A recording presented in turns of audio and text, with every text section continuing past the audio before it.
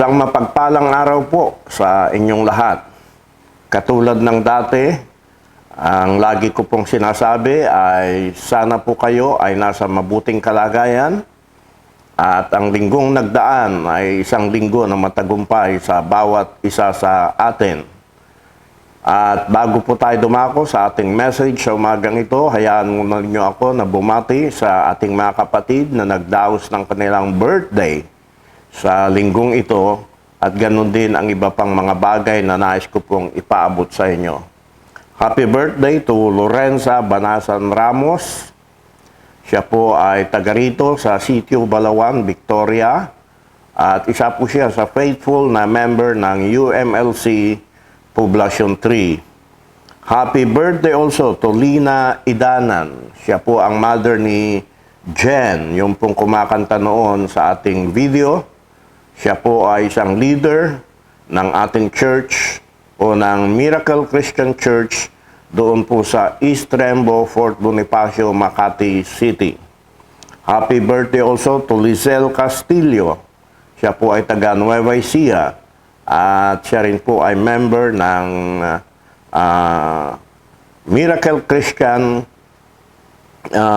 Miracle Life Christian Church doon po sa Talavera, Nueva Ecija. Happy birthday also to Jean A. Baron. Siya po ay taga Marikina at isa po siya sa ating viewer. Happy also to Lynn Mago Baldorado. Siya rin po ay isa sa ating viewer at siya po ay taga Pulangi, Albay. Last but not the least, happy birthday to Roland Comedian. Siya po ay isang young people ng UMLC Poblacion 3, Victoria Oriental, Mindoro. Well, gusto ko po uling batiin ang UMLC Church dito po sa Poblacion 3 sa kanilang matagumpay na pag-celebrate ng kanilang 49th anniversary last Sunday na kung saan ako po ang naging guest speaker. Gusto ko lamang pong basahin ang maikling church history ng church na ito upang kayo po ay magkaroon ng kaalaman sapagkat kung kayo po ay dadalaw dito po sa amin sa Mindoro ay ito po ang church na dinadaluhan ko. Year 1970 nang dumating sa Victoria Oriental, Mindoro si Reverend Numeriano de Gracia, ang district supervisor noon ng Miracle Revivals Inc.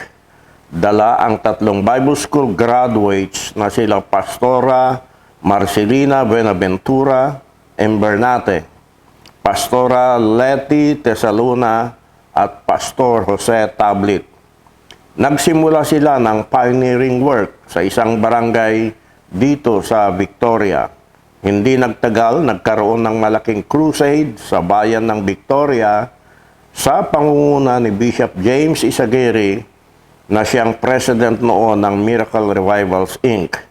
Isa sa mga bunga ng krusada na iyon ay ang pamilya ni Mrs. Trinidad Tropia Ordanza.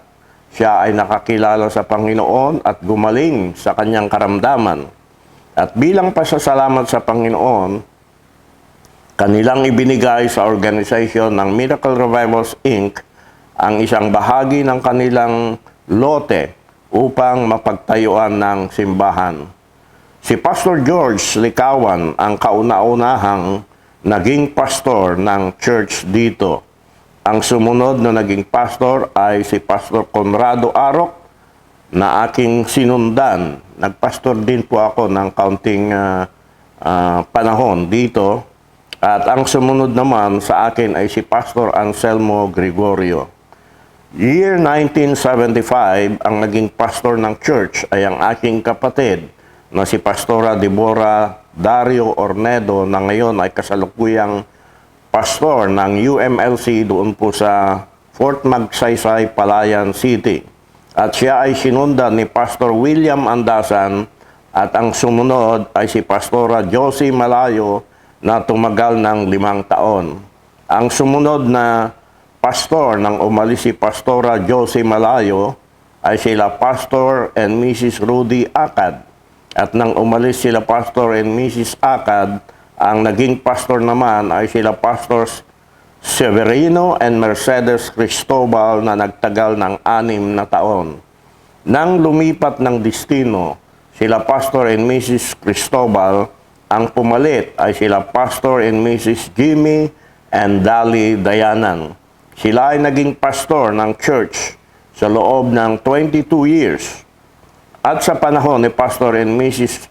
Dayanan, ang pangalang Miracle Revivals Inc. ng church ay napalitan ng Miracle Revival or Miracle Life Fellowship International sa pamumuno ni Apostle Don Stewart.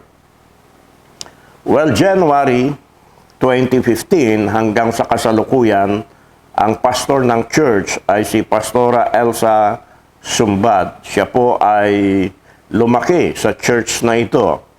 At sa panahon ni Pastora Elsa, dumating ang Hope for Kids International at nagsimula ng ministry dito po sa Victoria. Sa pagtutulungan ng mga leader ng church at ng Hope for Kids International, nagkaroon ng physical na pagbabago ang church. Napalitan ang bubong at napalitan din ang mga kahoy na upuan ng monoblock chairs. Napaluwagan ang auditorium nito at nalagyan ng tiles ang flooring. Nagkaroon din ng mga bagong musical instrument at bagong sound system at nakabitan din ng aircons. Ang church na ito ay nag-produce din ng mga ministers na ngayon ay ginagamit ng Panginoon sa iba't ibang dako ng ating bansa at ganoon din sa ibang bansa. Ito ay ang mga sumusunod: Pastor Eli Tropia, Pastora Jovi Lopez Irasuta, Pastora Deborah Ornedo, Pastora Mirna Galope, nasa kasalukuyan ay nasa Greece, si Pastora Minda Budanyo Tagapan, Pastora Juliet Mangayayam Dalisay, siya po ay merong matagumpay na gawain sa Dasmariñas, Cavite, si Pastora Evelyn Domingo Agasid, na kasalukuyan ay nagpapastor ng church sa Toronto, Canada, si Pastor Dominador Corpus, na nagpapastor din ng isang maunlad na church sa Taguig City, at ganoon din si Pastor Loreto Parilla, na kasalukuyan ay meron ding malaking church dyan po sa Cavite. At well, ako po ay nanggaling dito at bunga ng church na ito. And last but not the least, ang kasalukuyang pastor ng church, si Pastora Elsa Sumbad. Sa kasalukuyan, ang pangalan ng church, Miracle Life Fellowship International, palitan ng Unity Miracle Life Center under the leadership of Bishop Fred Arellano. Ang church sa ngayon ay patuloy na lumalago spiritually and numerically dahil sa kanilang discipleship program. Maraming mga cell groups ang nasimulan at nagpapatuloy hanggang ngayon sa kabila ng pandemya. In fact, last Monday, May 31, ay nagkaroon sila ng water baptism at merong 22 souls ang nagpabaptize na bunga ng kanilang cell groups. Kaya ito po ang maikling kasaysayan ng church na ito, and to God be the glory.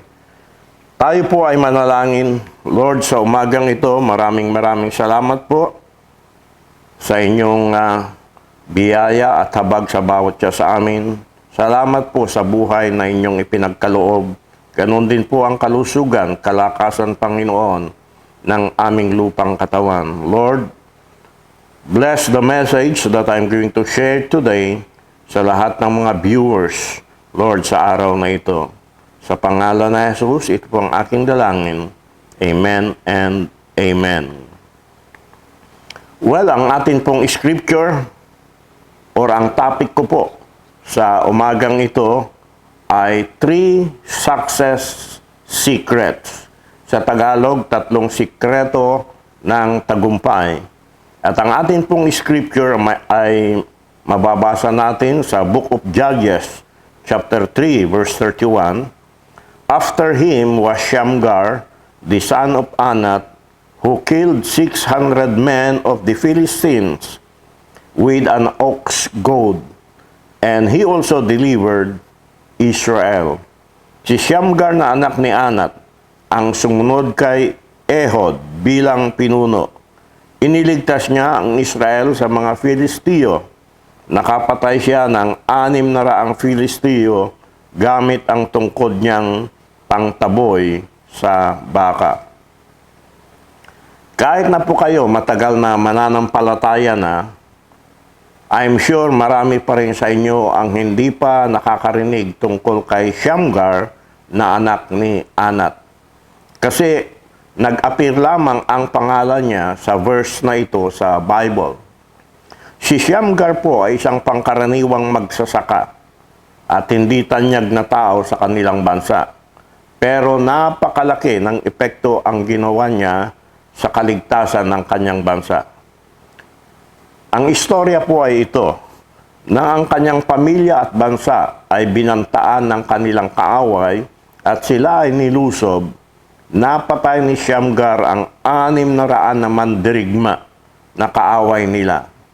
At ito ay nagawa niya sa pamamagitan lamang isang ox goad o yung pangtaboy sa baka. Ito pong ox goad or pangtaboy sa baka ay 96 inches long na nilagyan ng tansong matulis sa dulo. Ito ay ginagamit sa pagsasaka upang mapanatiling gumagalaw ang baka kapag ayaw na ng baka na mag-araro. At ito ang ginamit ni Shamgar ng kanyang pinatay ang 600 mga nasasamdatahang mandirigma. Dahil dito, nakamit ni Shamgar ang tinatawag na remarkable victory. Now, I don't know what problems you are facing today. Ngunit itong 3 secrets na ito na nagdala ng tagumpay kay Shamgar ay maaari ding magdala ng tagumpay sa iyo ngayon. Unang-una po, start where you are. Kung gusto mo na magkaroon ng tagumpay, ang unang-unang gagawin mo ay start where you are. Magsimula or mag-umpisa ka sa kinalalagyan mo sa ngayon. Ito po ang ginawa ni Shamgar. He started where he was. Si Shamgar ay pangkaraniwang magsasaka lamang. Yun po ang kanyang kasalukuyang kalagayan. Wala siyang makapangyarihang posisyon. Hindi po siya tanyag at walang impluensya. Hindi po siya sikat or sobrang yaman. Pero hindi niya hinintay ang mas magandang pagkakataon bago magdesisyon na kalabanin ang mga kaaway ng kanyang bansa na nagbibigay sa kanila ng panganib sa panahon na yon. Hindi po siya naghintay hanggang sa bumuti ang kanyang kalagayan. Siya ay nagsimula sa kanyang kasalukuyang kinalalagyan na isang magsasaka. Minsan po sa buhay natin ay sinasayang natin ang ating buhay sa paghihintay na bumuti ang mga bagay-bagay bago tayo kumilos. Pero kung nais mong magkaroon ng tagumpay, mag-umpisa ka na ngayon. Ngayon ang tamang panahon. At kung nasaan ka ngayon, ay yan ang tamang lugar na kung saan ka mag-umpisa. Umabante ka, gumawa ka ng aksyon at mag-umpisa ka ngayon. Gusto ko lamang pong bigyan kayo ng kaunting patutuo. When we started God's work in Mindoro, I have a wife na nagdadialysis twice a week and sometimes 3 times a week. At meron pa akong legal problem na kinakaharap. Sinabi nga ng isang kaibigan kong pastor sa Canada na ngayon ay nasa piling na ni Lord, they want you and your family to sleep in the street. At nung mag-umpisa po ako ng gawain dito sa Mindoro, some advise me kung paano ako mag-umpisa. May nagsabi na unahin ko daw muna ang ministry bago ang aming bahay. Others naman said na unahin ko ang aming bahay para meron kaming tirahan. Nag-decide po ako na unahin ang aming bahay. I started with 200,000 budget to build our house. At ang unang bagay na ginawa ko ay bumili muna ako ng right of way na magiging daanan namin papasok sa property namin. At hiniling ko rin ang tulong ng isang konsehal dito na leader ngayon ng church, si Konsehal Robert Parilla, sa paggawa ng daanan namin. After a month, nagsimula nang dumating ang tulong financial mula sa Hope for Kids International para sa aming bahay na hindi ko inaasahan. Nang kami ay narito na sa Mindoro, hindi ko rin alam kung paano masustentuhan ang pagdadialysis ng aking wife at iba pang bills namin dahil wala na akong monthly income. But again, by the grace of God, sa hindi ko inaasahan, patuloy kaming tinutulungan ng Hope for Kids International. Ang lesson ko po na natutuhan dito, one thing I learned was, me and me alone will decide what will I do with my life and ministry and where will I want to go. At sa ganong kalagayan namin na walang katiyakan, doon po ako nag-umpisa. Siguro kung nagmumukmuk po ako noon at dahil sa problema at hinintay ko na lang ang pagkakataon na bumuti ang aming kalagayan bago ako kumilos, marahil ay wala kami ngayon sa aming kasalukuyang kinalalagyan. Gusto ko pong basahin sa inyo ang sinabi ni Barack Obama, ang former president ng United States of America. The best way to not feel hopeless is to get up and do something. Don't wait for good things to happen to you. If you go out and make some good things happen, you will fill the world with hope. You will fill yourself with hope. Very true po. So I encourage you to start where you are. Mag-umpisa ka sa kasalukuyang kinalalagyan mo ngayon. If you are not yet sure that your sins are forgiven, and you are not yet sure that you go to heaven when you die, this is the perfect time for you to have a relationship with God through our Lord Jesus Christ. If you stop serving God because of so many reasons, this is the perfect time for you to restart your ministry again.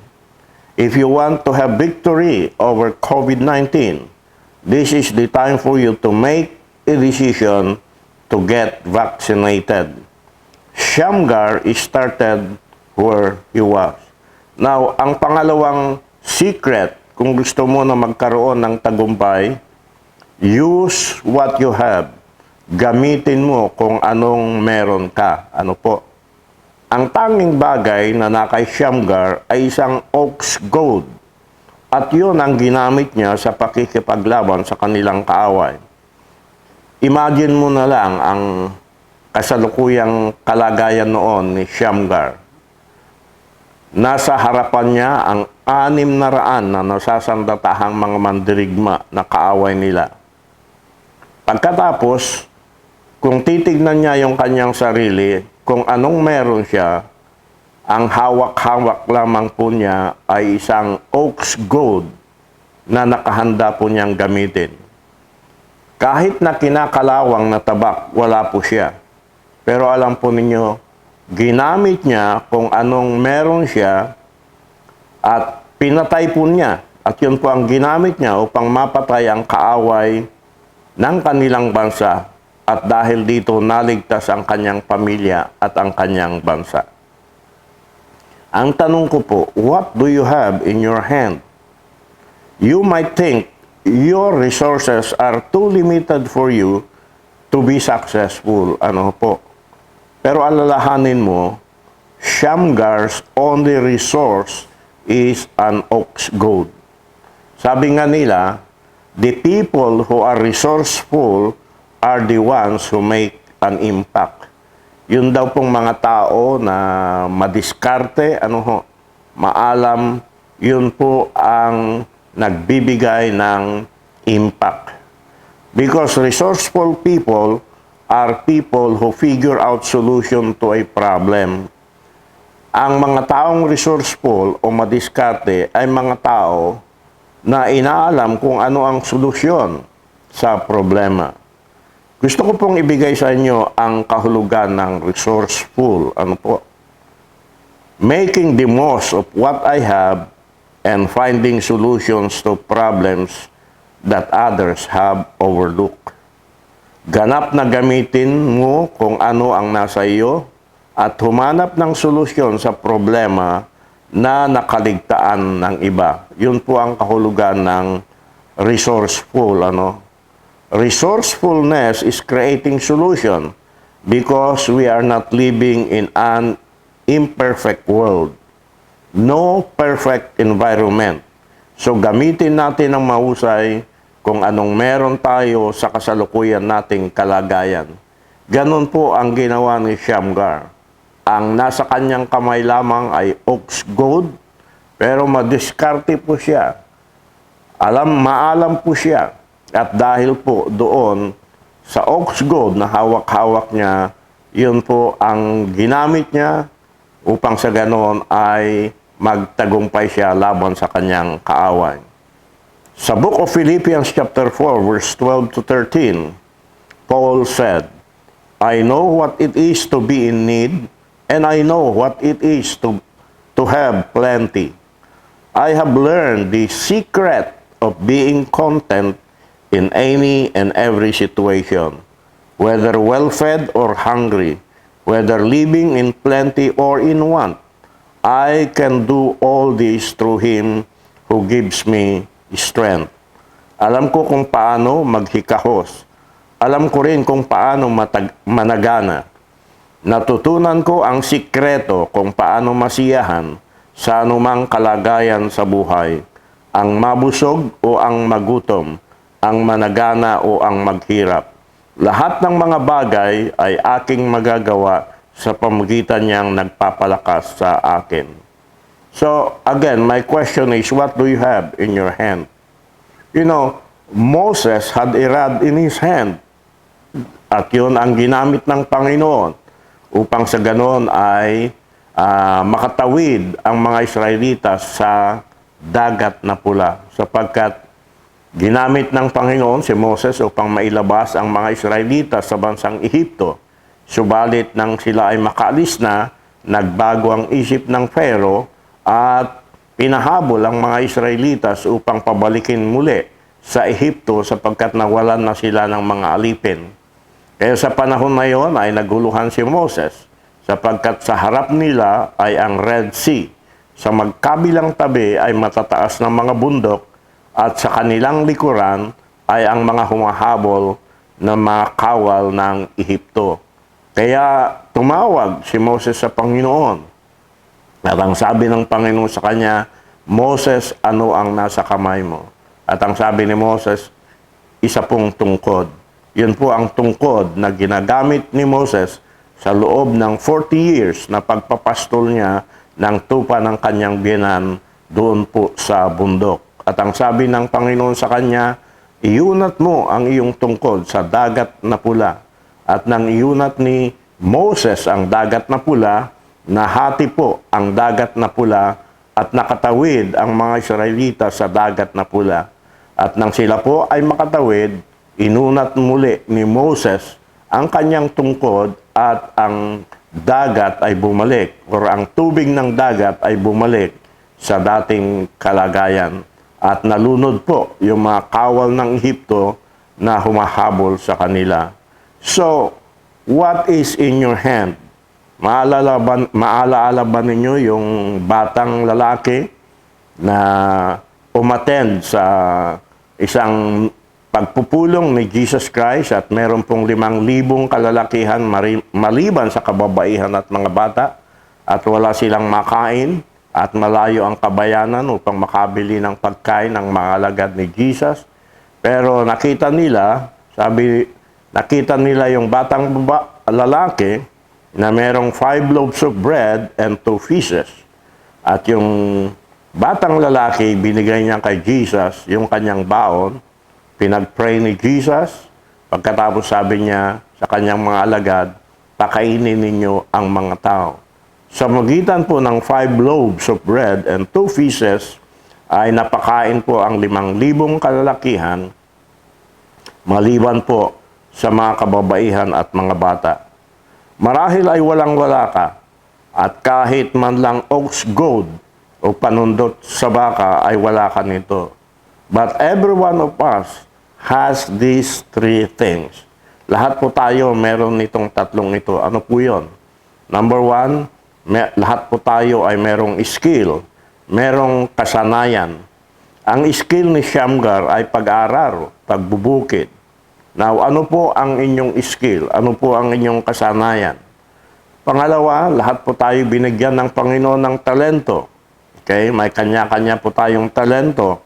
And number 3, lahat po tayo ay binigyan ng Panginoon ng strength or kalakasan that we can use to bring victory. So, just as God gave Shamgar an ox goad to win the battle he faced, God has given you what you need to win the battle you are facing now. So, stop focusing on what you don't have and concentrate on what you have. What do you have? Do you have a dream that motivates you and makes you unstoppable? Alam po ninyo, when you have a dream, you are unstoppable. Hindi ka mapigilan. A dream is an inward picture of the future we desire. Ano po? Alam po niyo, bago na itayo ang kasalukuyang multi-purpose covered court, ang tanging bagay na nasa kamay ko ay isang dream or vision na magkaroon ng covered court dito po sa amin upang magamit sa mga graduations ng aming daycare centers at iba pang mga activities na ginagawa ng Hope for Kids team, Hope for Kids mission team tuwing sila ay pumupunta dito sa Mindoro. I don't have money to build the covered court that I dreamed of for the ministry of Hope for Kids International. When I shared my vision to Tom Egom, sinabihan ako na ilarawan ko ang covered court na gusto ko at ipadala sa Hope for Kids International.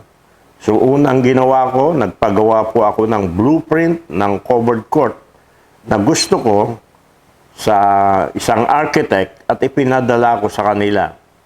Tinanggihan nila yon dahil masyado daw mahal. So pangalawang bagay na ginawa ko, naghanap ako ng another covered court na gusto ko at pinapicturan ko kay Miles at ipinadala uli sa kanila with corresponding budget. Again, hindi pumasa dahil namamahalan pa rin sila.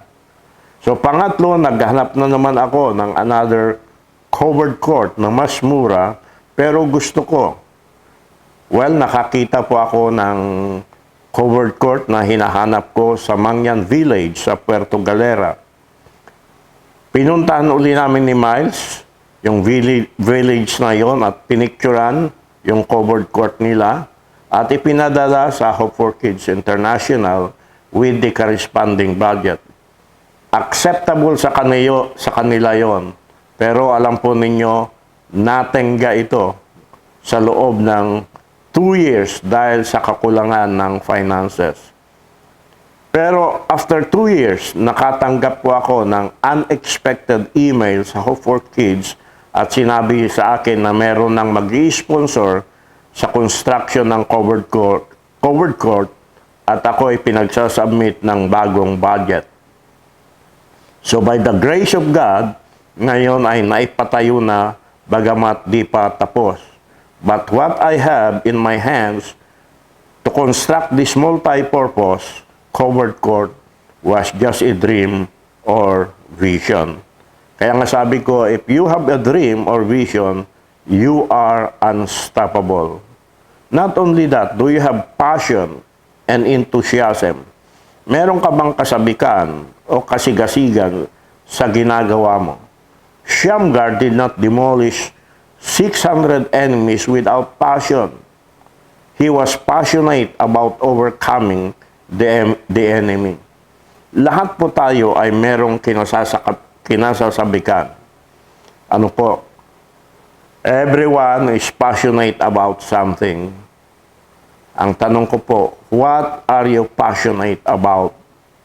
When we allow God to channel our passion in the right direction, strongholds are broken and victories are won.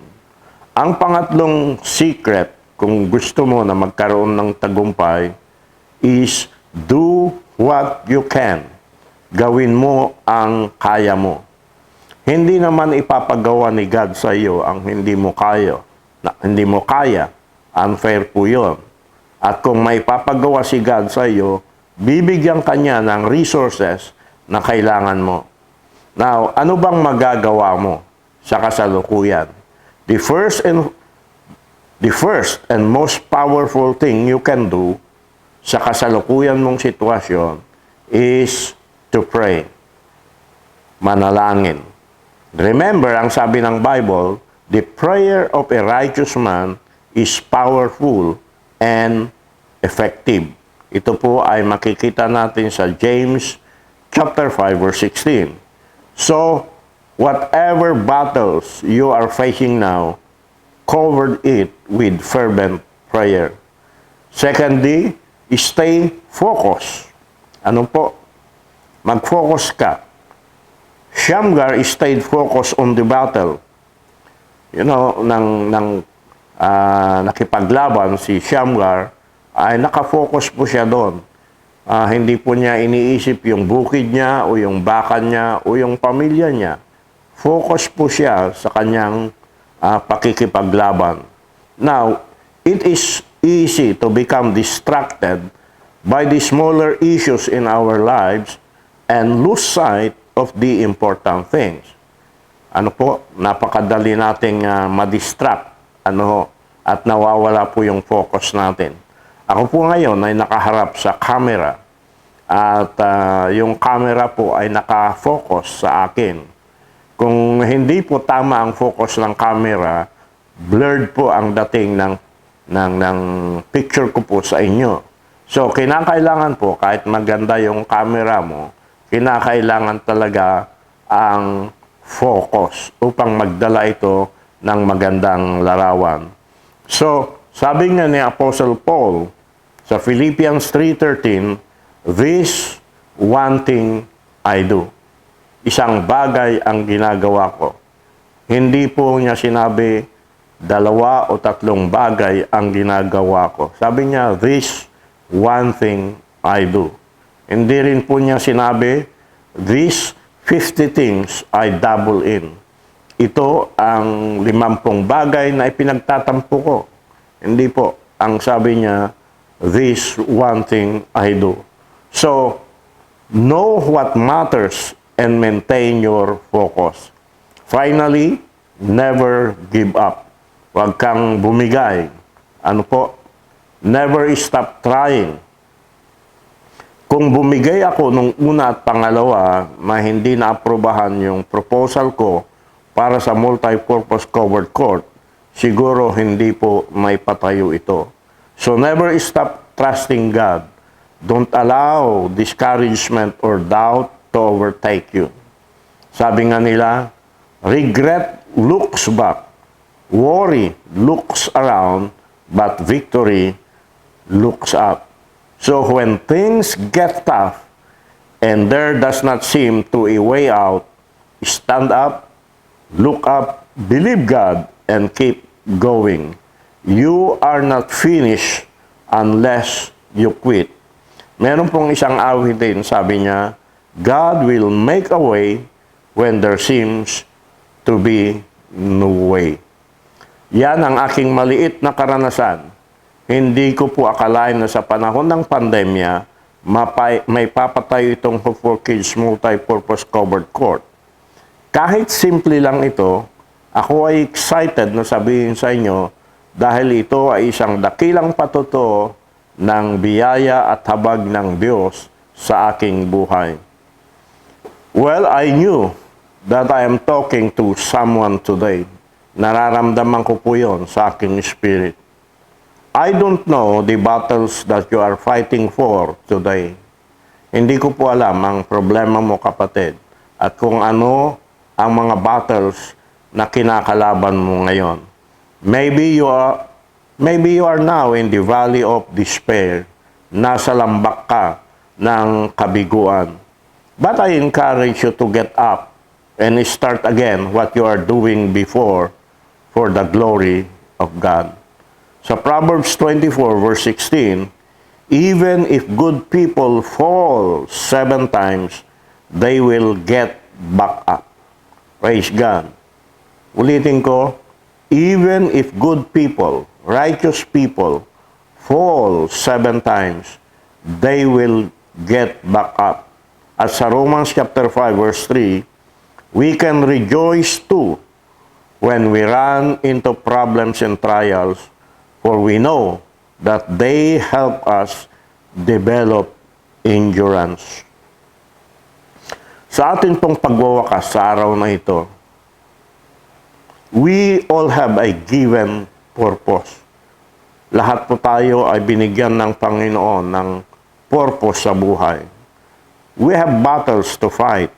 Merong mga digmaan na ating kinakalaban and victories to win. Don't waste a single day of your life trying to substitute other things for the destiny God has planned for you. God put that destiny inside you. He wants you to live it out. So don't wait. If you want to have victory in your life, alalahanin po ninyo itong 3 bagay na na-share ko sa inyo.